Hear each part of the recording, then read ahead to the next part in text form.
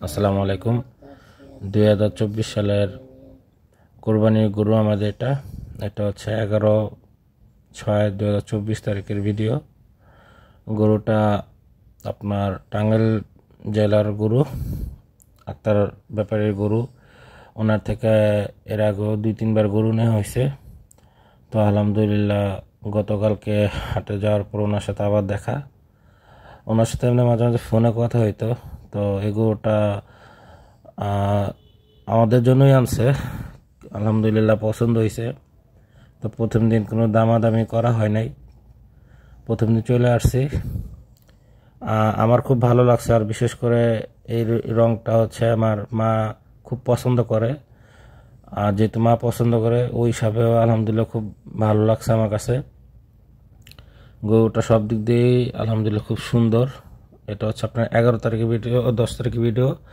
আর এটা হচ্ছে 11 তারিখ, মানে যেদিন গরু কিনা হয়েছে ওই দিন সকালবেলার ভিডিও।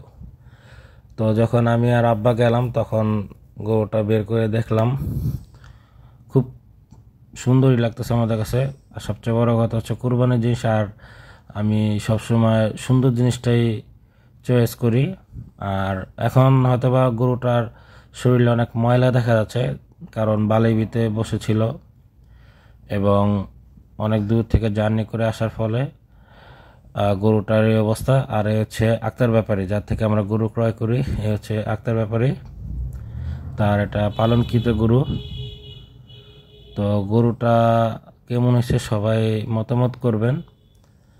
আর যখন আমি গরুটা কিনে বাসায় ফিরি তখনকার ছোট্ট একটা ভিডিও ফুটেজ ধারণ করা হয়েছে।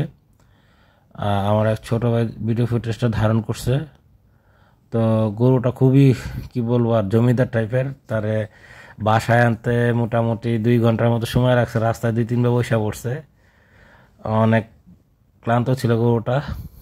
এটা হচ্ছে আপনার প্রথম দিনের ভিডিও। আর আমি আর একটা ভিডিও করব গরুটাকে গোসল করানোর পরে সুন্দর করে মালা সাজিয়ে, পরে আর একটা ভিডিও আমি আপনাদেরকে সামনে